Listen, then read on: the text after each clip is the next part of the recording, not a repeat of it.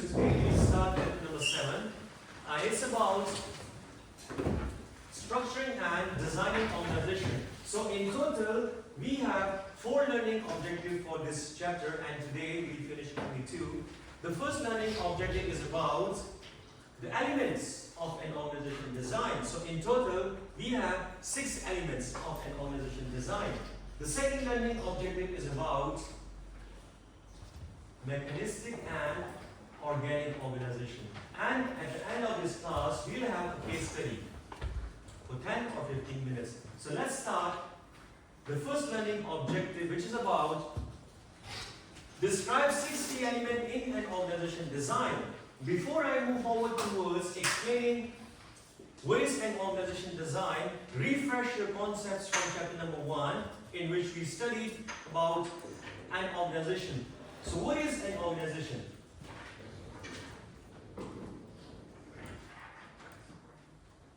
Susan, if I start with you, what is an organization?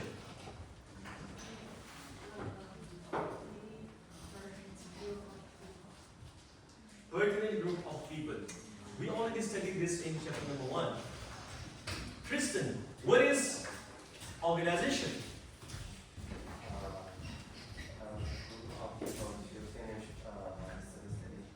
Group of people to finish specific work. Eva, in your opinion, what is organization?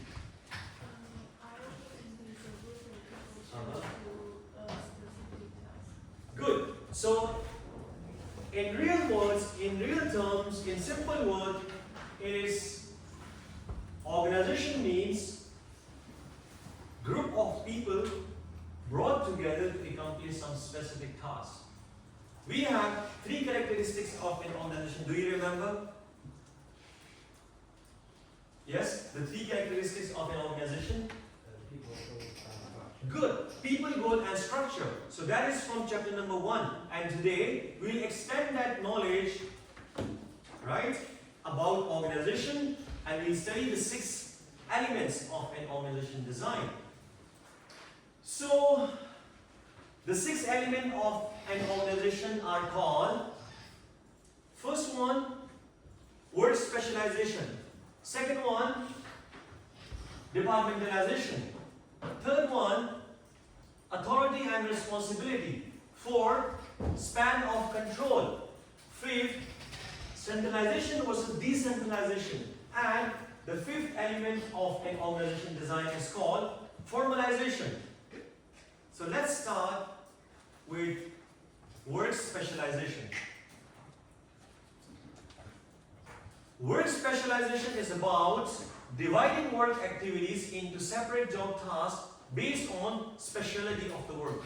So in simple words, once you divide the task based on keeping the specialty of your employees in mind, is called specialization. For example, Jade, if you have pain in your teeth, so which department in the hospital you will go to? If you have pain in teeth, so which department in the organization you will go to?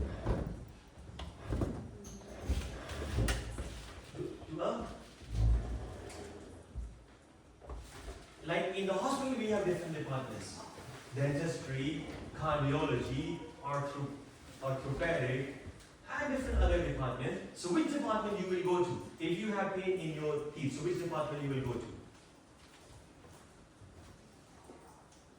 If you have pain in your teeth, so which department in the hospital you will refer to?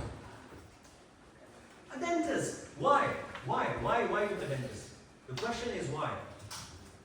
Because a dentist is specialized in it. So dividing, every organization has this first element, which is called work specialization, by which we mean that the organization has already divided its work into some specific task, and a specialized person is doing that specific task. It's called specialization. See, an individual specializes in doing part of an activity rather than doing the entire part of activity to increase the output. In the hospital, a dentist is not dealing all patients. A dentist is only dealing those who have problems related to teeth. This is called work specialization, right? Dividing work activities into separate job tasks based on keeping speciality of your employees in mind. Work specialization is the first element of an organization design. Second element. The second element of an organization design is called departmentalization. So what do you mean by departmentalization? We hear this word almost every day, right? Department, HR department, finance department, IT department, right? This is the second element of an organization design. Departmentalization. So what is departmentalization? When we group the jobs and tasks into different departments, it's called departmentalization. Once we group the jobs and tasks into different departments, it's referred to as departmentalization. But the important thing that you need to keep in mind is that this grouping is not like without any logical order. It follows a logical order. You can group based on functionality. You can group based on keeping customers in mind.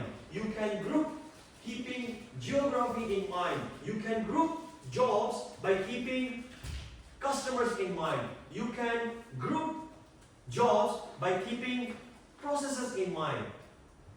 What do you mean by this? In an organization, we have different functions, right? HR, finance, IT, all these different functions are taking place in an organization, right? So once you group, okay, I have a question, Susan. In finance, you will group people based on jobs and tasks, keeping their job and task in mind. So in finance department, you keep which function in mind before grouping the people?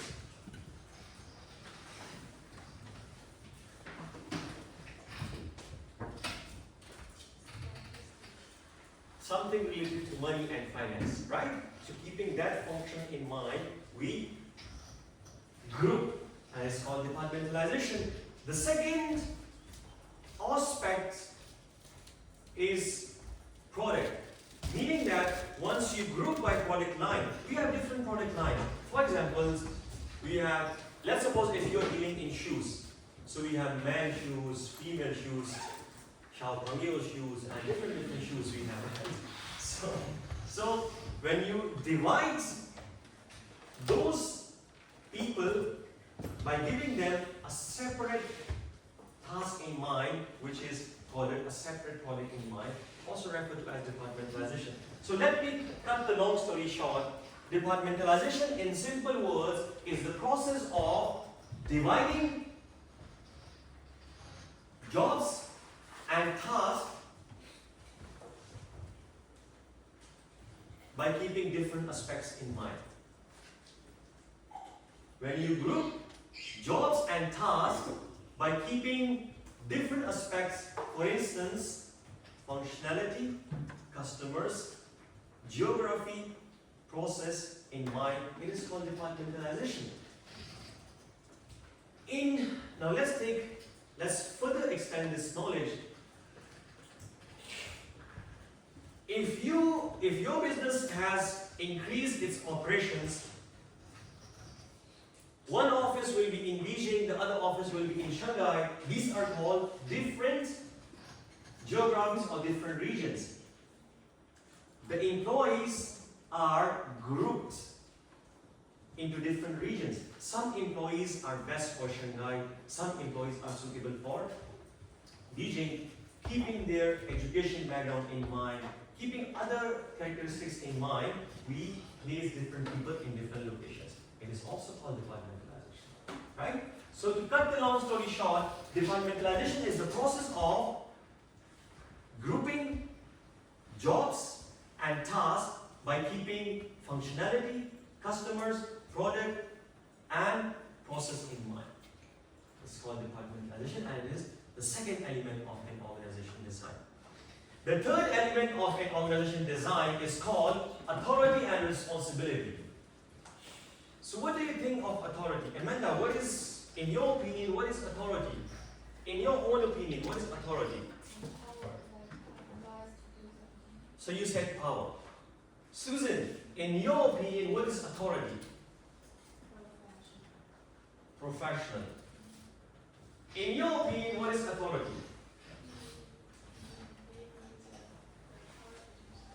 The power to do something. Susie, in your opinion, what is authority? The right. You say it's the right.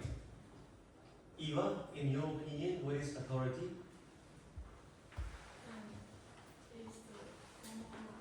The formal right. Good. All of you are right. Evangeline, in your opinion, what is responsibility? You can share your own opinion and ideas without any pressure. What do you think? What is responsibility? Alright, so let me explain it formally. Authority and responsibility, which is the third element of an organization design, it basically explains who has the right to make decisions and who is accountable or who is responsible to follow those decisions. Authority, in simple words, is your official right to make decisions. In simple words, authority is your official right to make decisions. And responsibility refers to the obligation of someone towards following those decisions. Meaning that someone makes decision, it is called authority. Someone follows those decisions, it is called responsibility. And in the language of management, this is called a chain of command. It is called chain of command. What is chain of command? This is basically the chain of command. If you take a look at this, in this case, President has the authority to make decisions. And then the Vice President is responsible for following those decisions. Go down, Vice President has the authority, has the official power to make decisions, and in this case, Region 2 manager is responsible for obeying those orders. Go down. Region 2 manager, if he has the authority to make decisions, then District E manager is responsible to follow those decisions. I ask you a simple question here. Why it is important to follow this hierarchy or chain of command? Why it is important to follow it? Susan, why it is important to follow this chain of command? If you don't follow, what will happen in an organization? Yes, of course it is difficult to manage. If it is unclear to you that who you should report to, who should report to you, then how the organization will run its operation. That's why it is very important that we should have a clear chain of command. It removes the ambiguity and it guides the employees that who has the right to make decisions and who is the one who will obey those decisions. Important thing you need to understand here is that with authority comes responsibility. What do you mean by this? With authority comes responsibility. For example, if I have the authority to give lecture in this class, then I am also responsible for the knowledge to be transferred to you exactly as it is. I'm also responsible if no one understands in this class after my lecture. I'm also responsible for it. So with authority comes responsibility, right? Amanda, I remember you said authority means power. There's a slight difference between authority and power. Many people confuse it with the same concept. They think authority and power both are the same things. There is a small difference between authority and responsibility, authority and power. So what is authority, Eva? Authority is your official right to make decisions.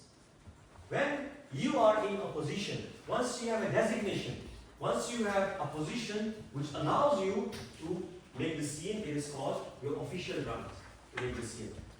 So, authority is your official right to make decisions, and power is your personal characteristic or your personal ability to influence those official decisions.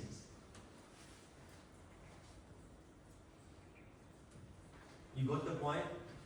Authority is your official right to make decisions, and power is something that can influence those official decisions. So it is as simple. Your official right to make decision is authority. When someone can influence that official right, it is called power. Let me share something very interesting here. Have you watched the Game of Thrones? Game of Thrones, a movie serial. I'm explaining power in this case. Power. Game of Thrones, no? A queen was talking with a philosopher in that movie scene. I'm explaining power. Explicitly, I'm explaining power.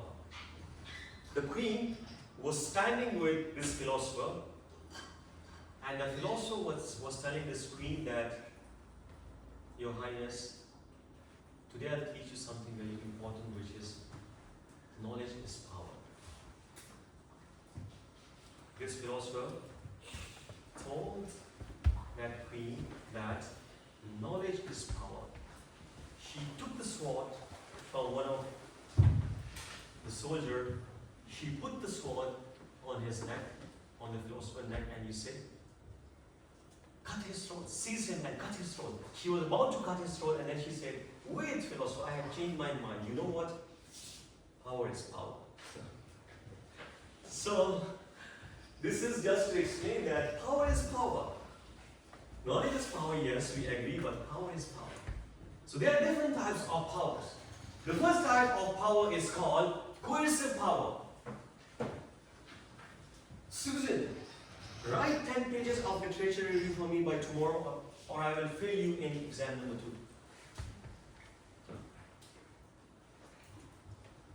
This is coercive power. When you influence someone with the threat, fear of punishment. That type of power is called coercive power. Once you threat someone, once you tell someone that you will face these consequences if you don't do this. So that power which you are exercising on the other individual is called coercive power. Meaning the power of based on fear or punishment. Reward power. Susan, help me write 10 pages of literature review by tomorrow and I'll give you 3,000 yuan.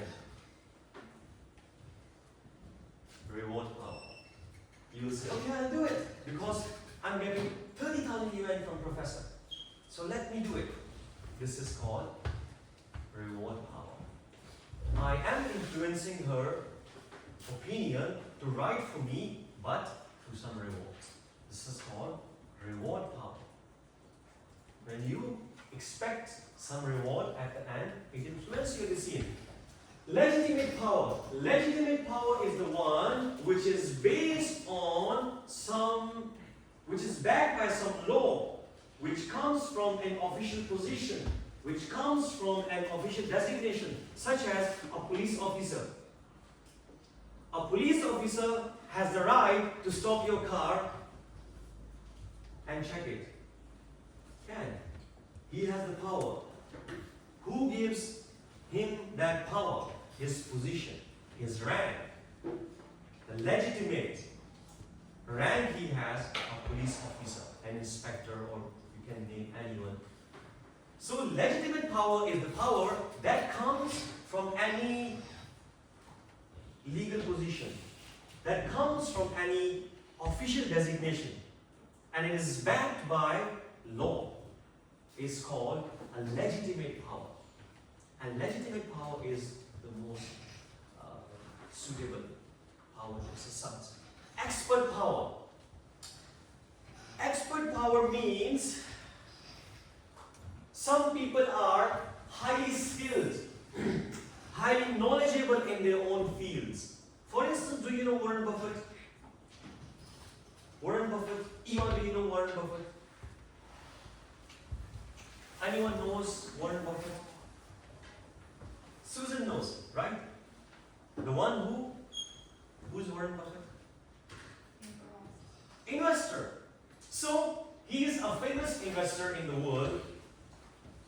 If Warren Buffett tells you to buy this stock or to sell this stock, people get influenced by his decision because we think him an expert in this field. Anything he says related to stock, we agree blindly because we consider him as an expert in this field. So he has the power to influence your purchasing or selling behavior through his expertise. This is called expert power. Some people are experts in research, some professors are very expert in some areas because they spend 50 years, 30 years of their life researching in the same field. So whenever they give any talk, whenever they say something related to that area, we blindly believe that professor because we think he's expert and he knows more than us. Right? So when someone has the power to influence your behavior, your attitude through his expertise, it is called expert power. The last type of power is called referent power. Referent power means when you respect a leader, once you like a leader, so anything coming from that manager, from that leader, we agree, we accept. Out of respect, out of liking, we accept. So he has the power based on your respect, based on your liking, he has the power over you to influence your decisions. Correct, right? If you like a leader, if you like a manager, you obey, you accept his decisions.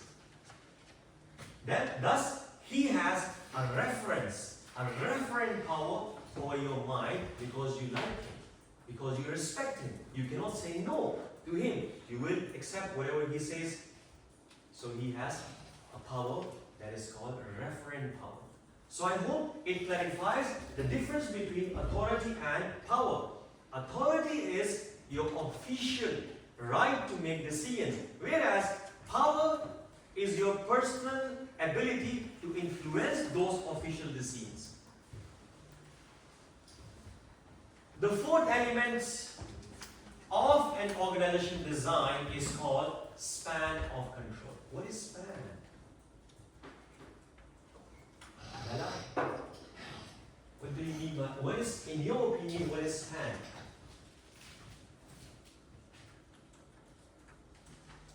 Back. Okay, yes, please, Bella.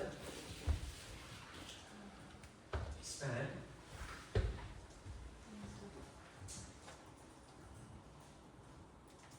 Alright, so maybe you can think. Becca, in your opinion, what is span?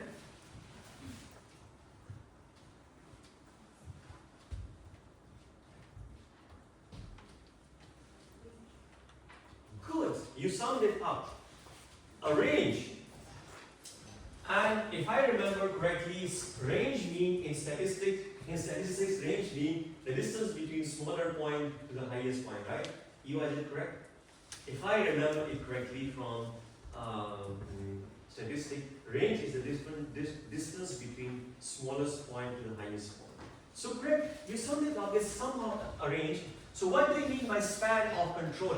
Span of control basically means that how many employees one manager can manage a effectively and efficiently. How many people? What range? What range of employees one manager can manage efficiently and effectively is referred to as the span of control. I repeat, the range of employees that can be easily managed by one manager is referred to as the span of control. The span of control is affected by three aspects. The span of control is affected by three factors. The first factor is called employees' experience and training. Now, I'll be asking you a question in this. Tristan, if you are a manager, right? And you are managing a span of employee, the span is 15. The span is 15, meaning that the number of employees are 15 which you are managing, and those employees are inexperienced and they require a lot of training. Can you increase the span? No. Why? Because if the employees are inexperienced and they require a lot of training, meaning that you need to spend much time teaching them, one by one individually. You need to teach them. So if you are teaching 15 people individually, one by one, if I add 15 more, you cannot manage your time. It will reduce your span of control. You cannot control them efficiently and effectively. Right? So first point is employees' experience and training. Second is similarity of the task. If the employees are doing similar tasks, in simple words, it increases your span of control. How? I'm teaching to 50 students, right? Right now, I'm teaching to 50 plus students. And all of you are learning the same lecture. Even if you bring 50 more students to the class, it will not increase my job. I'm speaking the same. I'm using the same slides.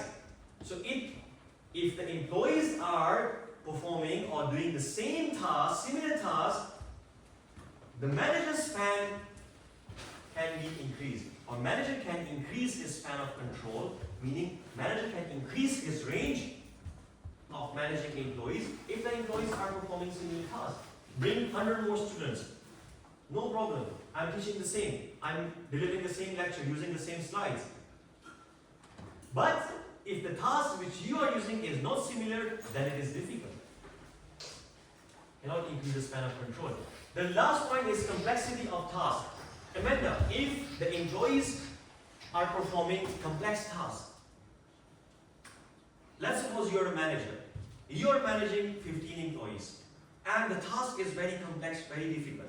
You need to teach them every now and then. You need to teach them, train them, sit with them, guide them, supervise them. It will increase your span of control or reduce your span of control. Can you add 15 more employees in this case if the task is complex? Increase is difficult. You're right. Right? So complexity of task basically reduce a span of control by a manager. So why are we teaching you this? You need to know that because you will become manager in near future.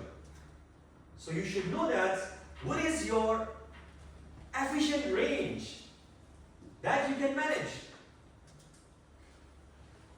You should know that. And what is your efficient range that you can manage easily? Then it depends on these points. If your employees are inexperienced and trained, you can take more responsibility of guiding additional employees. If they are performing similar tasks, you can take more responsibility, no problem, you can guide it easily. But if you are given a job in the industry in which your supervision involves complex task supervision, and do not take more responsibilities. Otherwise, you cannot handle it. So let me conclude. The span of control, in simple words, means the ability of a manager to manage a range of people efficiently and effectively. The fourth element of an organization design is called centralization and decentralization.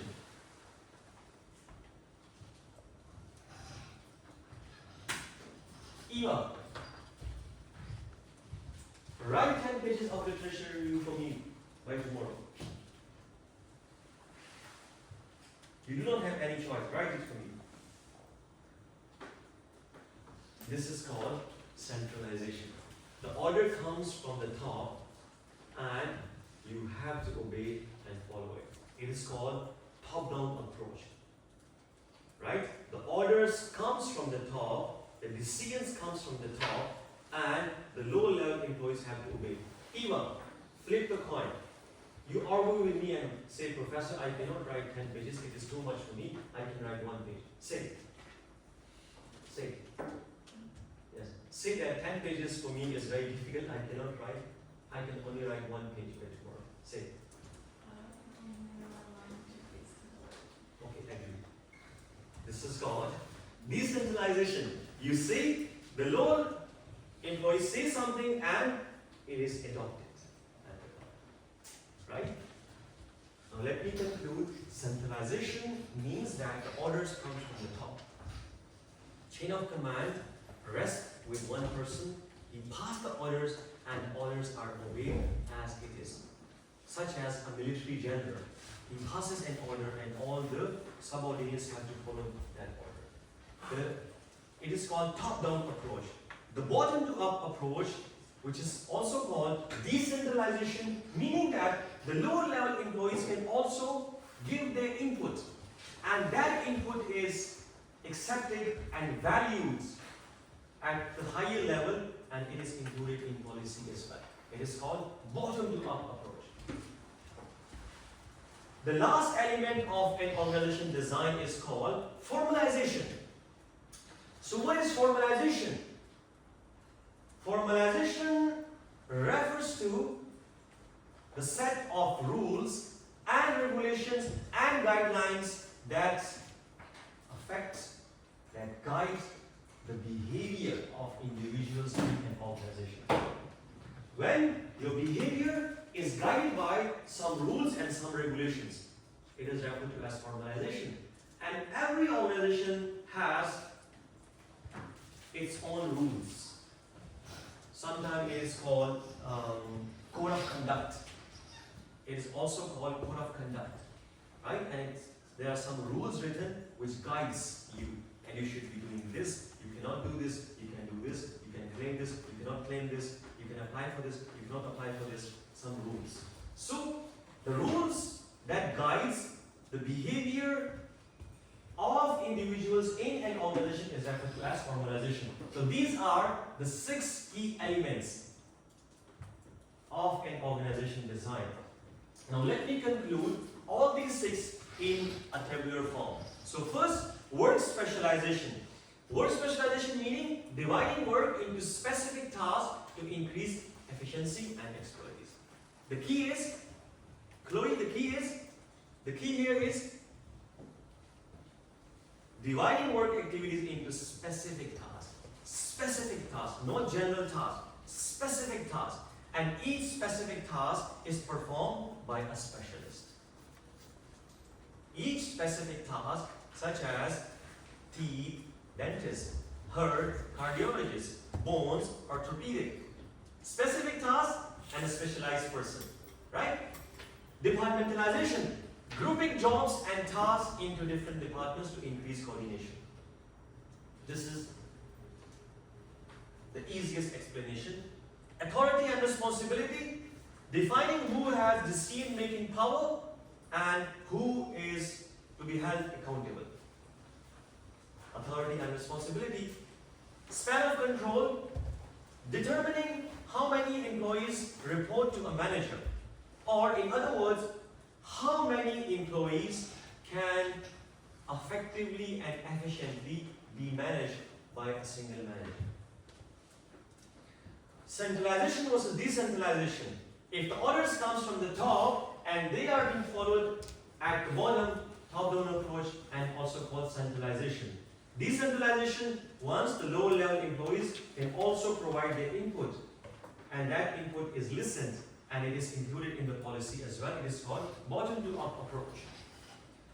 Formalization, establishing rules, procedures, and documentations to standardize operations and guiding employees' behavior is referred to as the sixth element of an organization design.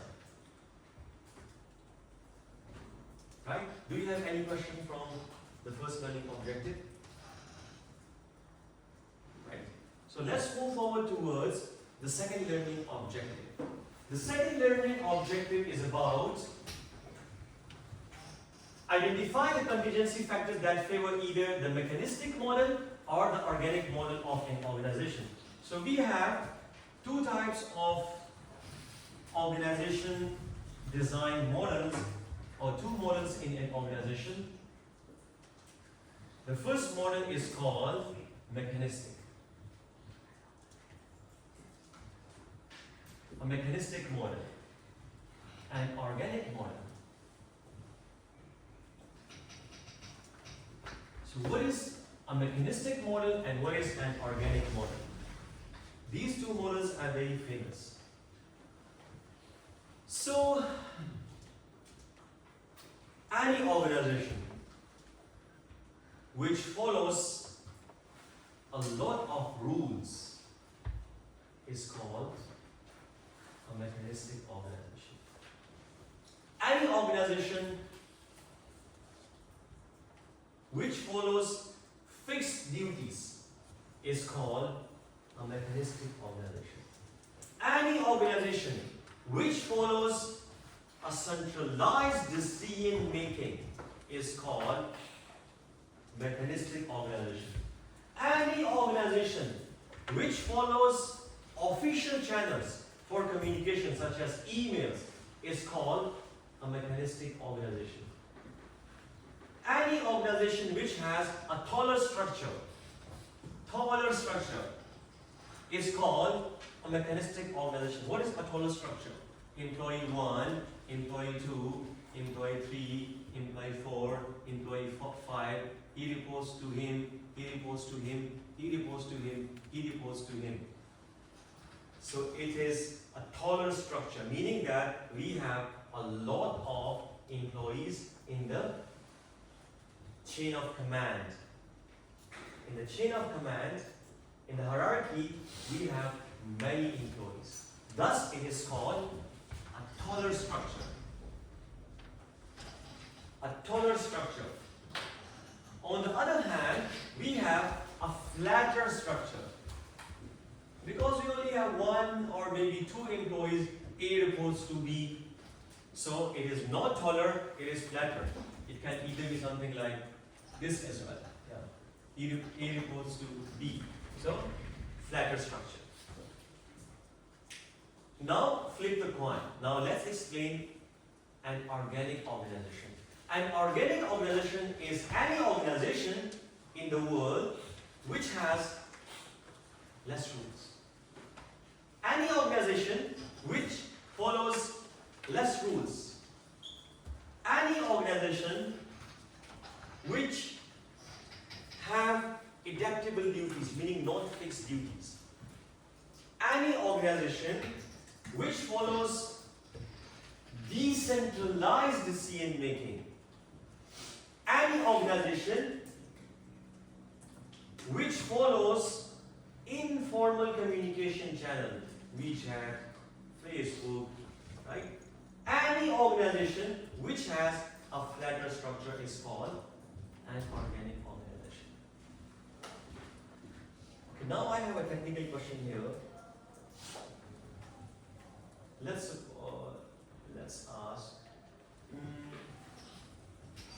What's the name? Yes. Agnes.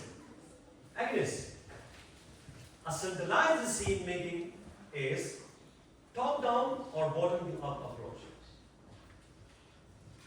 A centralized decision is top-down or bottom-up approach.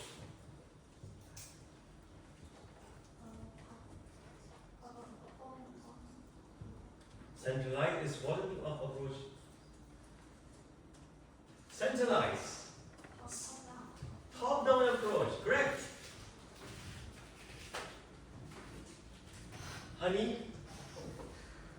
Decentralized is top-down or bottom-up approach.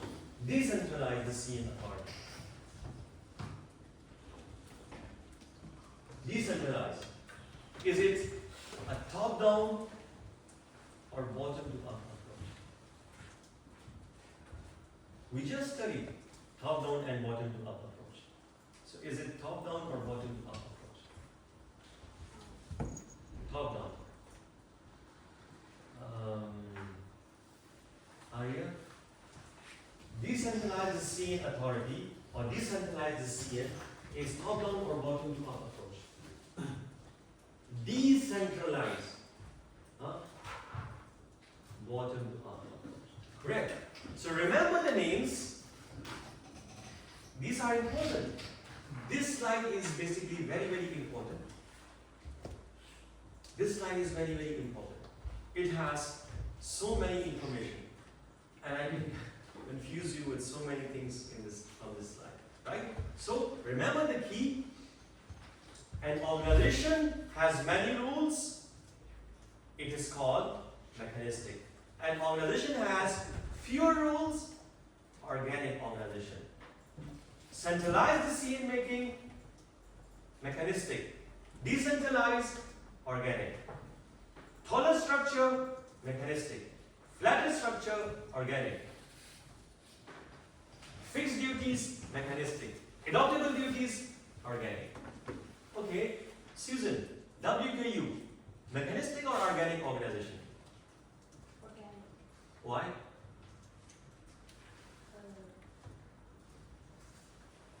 Why it's organic?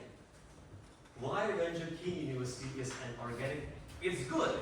You can put forward your arguments. What do you think? Is it a mechanistic or an organic organization? You can put forward your own points. So you think it's an organic organization, right? Based on what? You say so.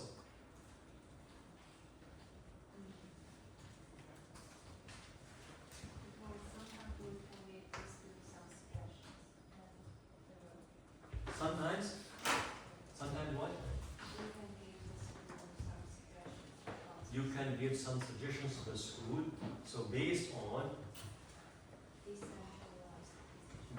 informal communication or based on decentralized, okay. So good, you have your own point. Tristan, WKU is an organic or mechanistic organization?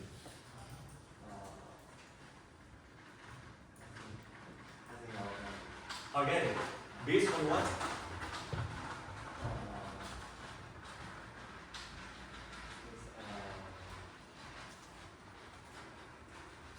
Maybe also TSM centralized decision and theories. Based on centralized Shelby, right? Shelby. WKU is mechanistic or organic organization? In your own opinion, you can argue. Organic. And based on what? Few rules. Few rules. We have few rules. Okay, good. Right? So that's good. Nice to hear from all of you. Now, since you are clear on the fact that what is an organic organization, what is a mechanistic organization, we move forward and we discuss the characteristics of these two models. So the first characteristics of these two models is, okay, so the check box is mechanistic, more rules, few rules,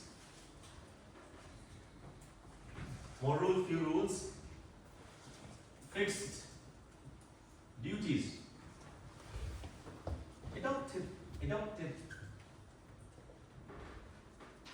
duties,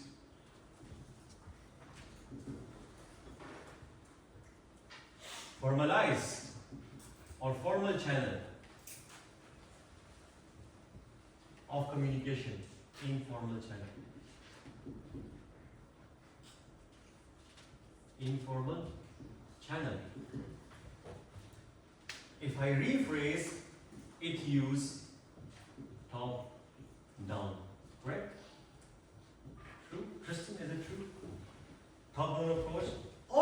centralized approach. So the second name of centralized is top-down. This use bottom to up or decentralized decision making. Lavender. True or okay? Wait. Mechanistic organization is the one which has flatter structure. Correct, right? Correct, right? Why? Flatter is organic. Taller. Taller structure. Right. Now, since we are clear on what is organic and mechanistic organization in detail, now let's move towards its characteristic. The first characteristic is strategy. The second characteristic is size. And the third characteristic is environment. So, when it comes to strategy, so a mechanistic organization follows, okay, first is strategy. A mechanistic organization follows simple strategy.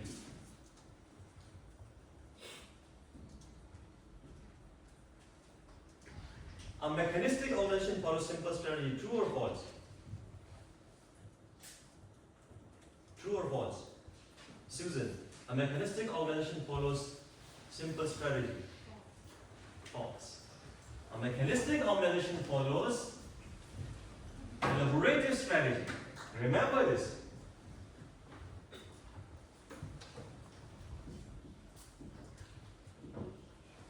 And an organic organization follows simple strategy. Okay, the next important point is that a mechanistic organization follows elaborative strategy towards cost reduction, and an organic organization follows simple strategy towards innovation and cost reduction. So the bottom line is that an organic organization follows simple strategy but towards innovation, and mechanistic organization follows a more elaborative strategy, and that is towards cost reduction. Eva, I'm going to ask you a question. You need to say true or false. An organic organization is the one which follows simple strategy towards cost control. True or false? Why? The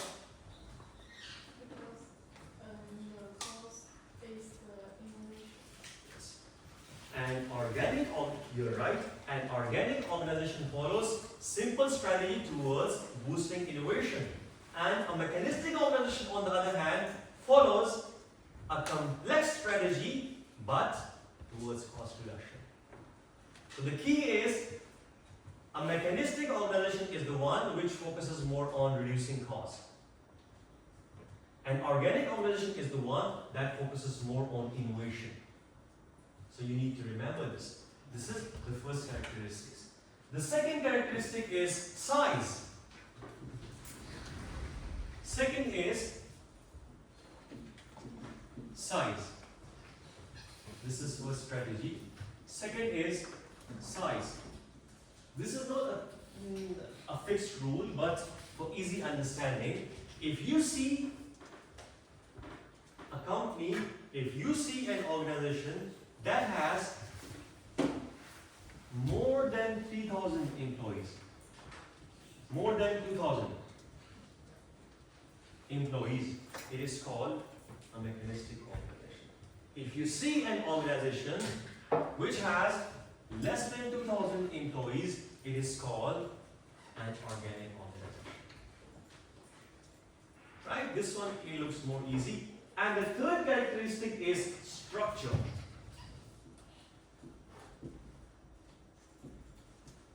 Structure.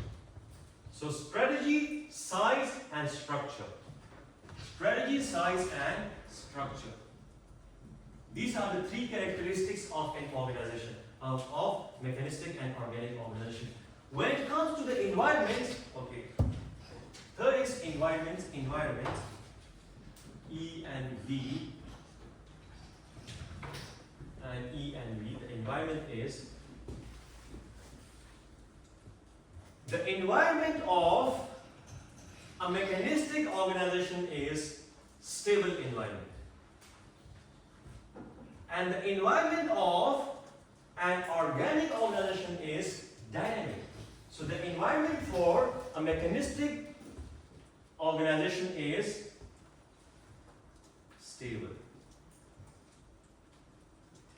And the environment for an organic organization is dynamic. Can you tell me why, Amanda? Why is the environment of a mechanistic organization stable? Why it has a stable environment? Meaning that the work is getting done on time, people are coming on time, everyone knows who have to do what, who has to report to whom. Why it has this kind of stable environment?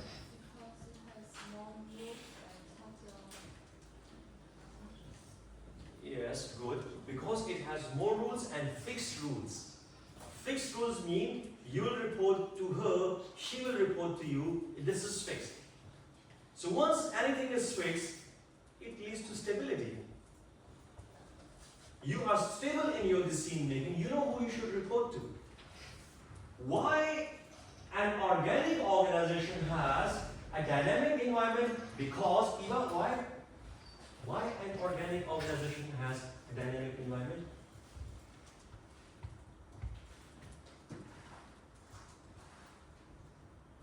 Because we do not have fixed rules.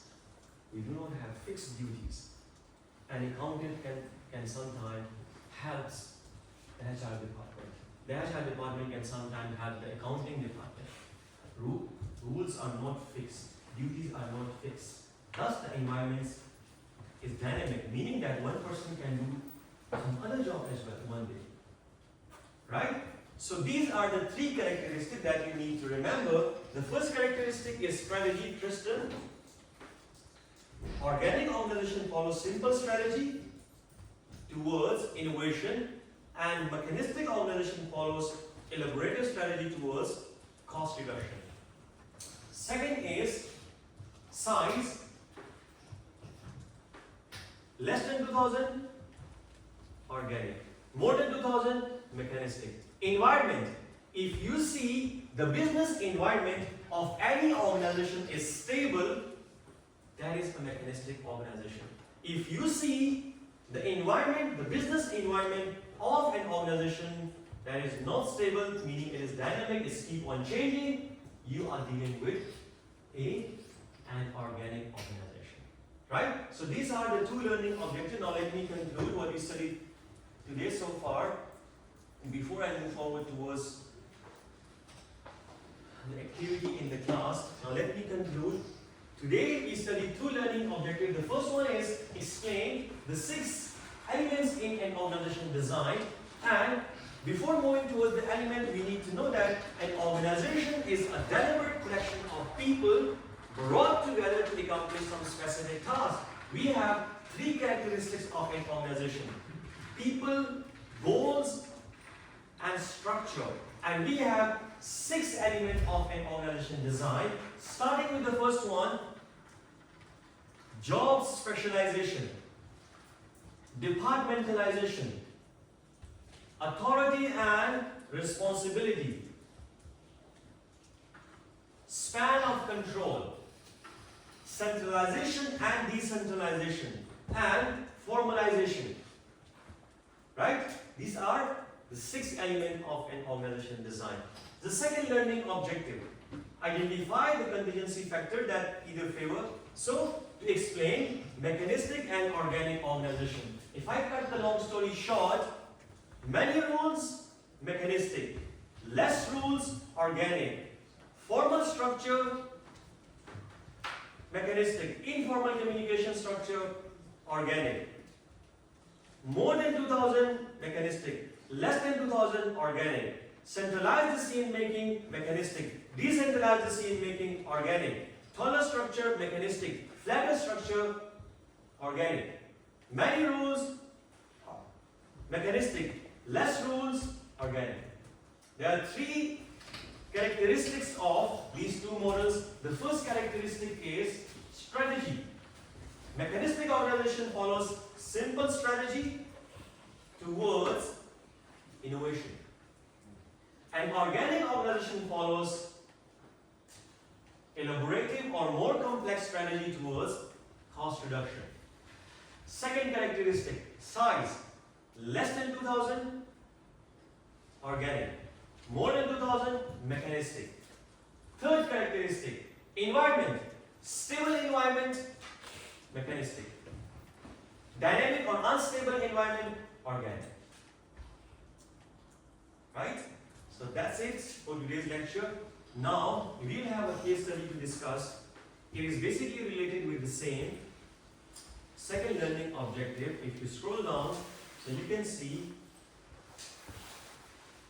a case study here. Now let me explain what does it means or what it is all about.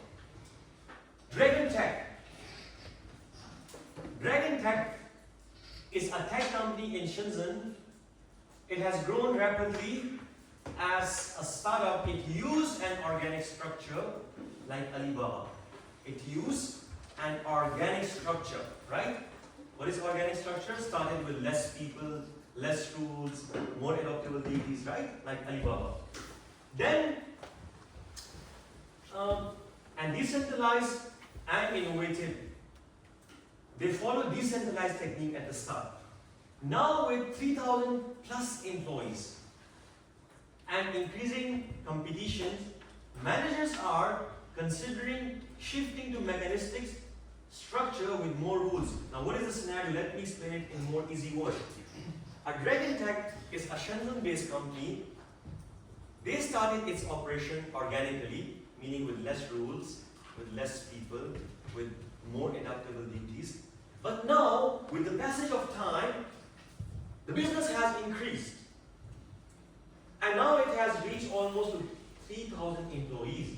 Now, the Dragon Tech, a Shenzhen-based company, wants to move from an organic structure to a mechanistic structure, keeping this in mind. This is the scenario, right? They want to move from an organic organization to a mechanistic organization. If they move from an organic organization, so they have to change fewer rules to many rules. If they change, if they switch, if they upgrade from organic to mechanistic, they need to change their decision making from decentralized to centralized decision making. Keeping this in mind, you need to answer three questions. The first is Dragon Tech company currently mechanistic or organic?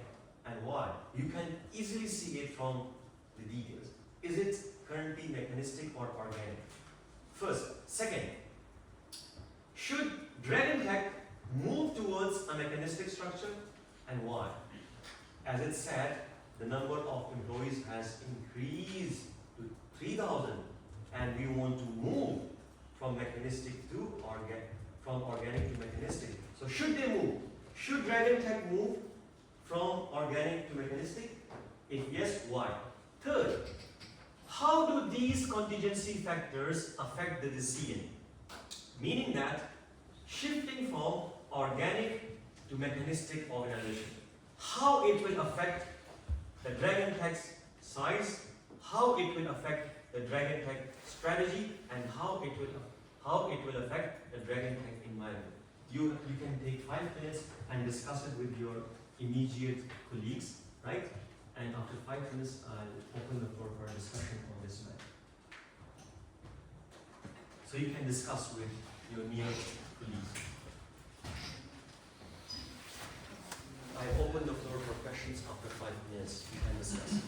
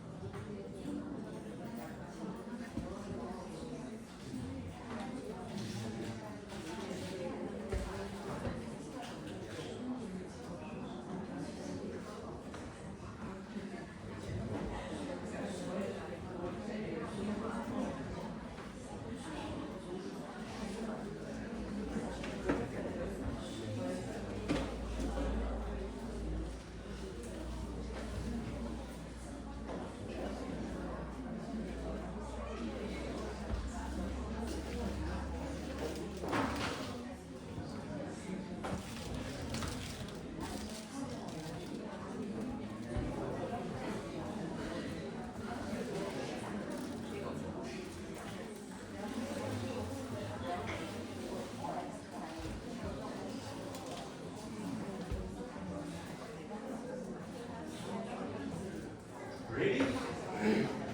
Alright, let's start with Susan. Susan and the group. So Susan, what do you think? Is Dragon Tech currently mechanistic or organic organization? Organic.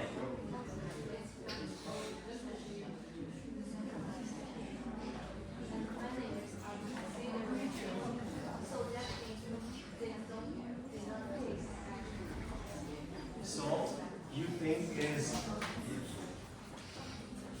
organic. And why? Because good, flexible, decentralized, decision-making authority. That's why it is organic organization. All right. So let's move to the second question. Eva and the group. Eva and the group. And Ira and the group. What do you think, in your opinion, should Dragon Tech move from an organic to a mechanistic structure, and why? Do you think it should move? Should it move towards a mechanistic structure? Partially it should move. Why? It should move, why?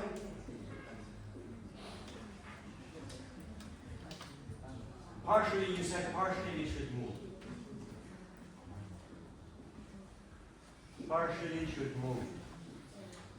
Why? Based on good. So the point is because the employees are greater than 3,000, and we just studied that more than 2,000 is technically considered as an mechanistic organization. So good. Amanda, do you think it should move towards mechanistic structure? Dragon Tech should not move to a mechanistic structure. Why? Yes. It has a lot of competition. The future is unpredictable, so it's a dynamic environment. So I think we still stay in the organic. Oh, so the point of view is that because it is a tech company, and it is better for a tech company to follow an organic model rather than good. Yes? So, Eva, the next point of view that comes from the other side is that Dragon Tech should not move to a mechanistic organization. Why? Because it is a tech company, and maintaining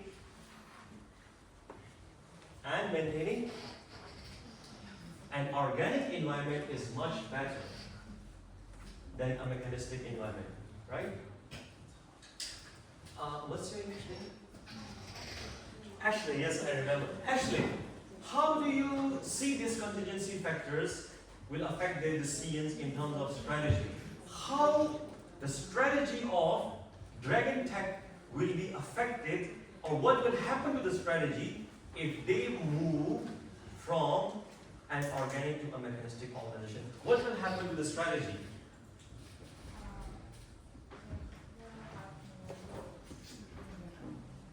What will happen to the strategy?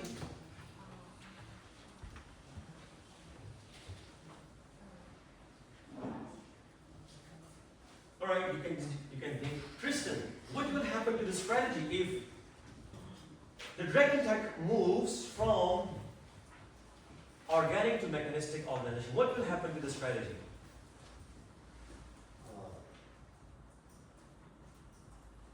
You can argue. You can just put your point of view. What do you see? What will happen to the strategy if they move from an organic to a mechanistic organization? What will happen? They will set more rules. So the strategy is that if any strategy follows more rule, it is called simple or elaborative strategy. Elaborative strategy. So what will happen to the strategy? Coming back to Ashley and Tristan, you answer.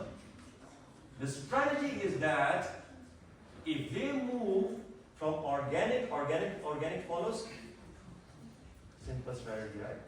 Simple strategy.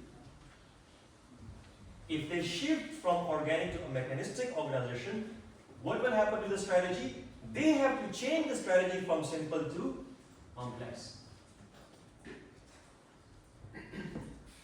coming back to your question, you said it is a tech company and maintaining organic model is better. So, do you think maintaining a simple model is better for a tech company, or maintaining a complex strategy for a tech company is even more better? Complex. So, should they move from organic to mechanistic? Think again. Environments. Jeet and Serena. What will happen to the environments, or how the environment will be impacted if Dragon Tech moves from organic to mechanistic organization? The environment will become, you got the point. The environment will become stable, more stable. If they move from organic to mechanistic, the environment will become more stable. Amanda, I'm coming back to you. So, if the environment, is it better to have a stable environment rather than dynamic environment? Dynamic environment is better for a tech company because they need to adopt to change. Only change is persistent. Right? So thank you so much for the participation. Now let's take attendance and let us officially end the class after that. William? Aries? Yes. Andy? Evangeline? Lavender? Owen? Patty? Patty, right? Davis? Yale? Phoenix? Aria? Becca? Bella? Carrier? Sihan Chen? Right? You're not here yet. Chloe? Serena? Serena? Sam? Laura? Jay? Jing Long? Agnes? Nikki? Ocean? Daniel? Ripple? White today? Yuri? Mori? Shishkan? Susan? Rayan? Sally? Salve? Serenity? Vicky? Susie? Hilda? Kristen? Rui Van? Andrew? Amanda? And Ashley? Eva? Honey? Junior Ian? Phoebe? Jaden? Daisy? Diego? Arendt? Chloe? And Evelyn. Thank you so much and see you on Wednesday.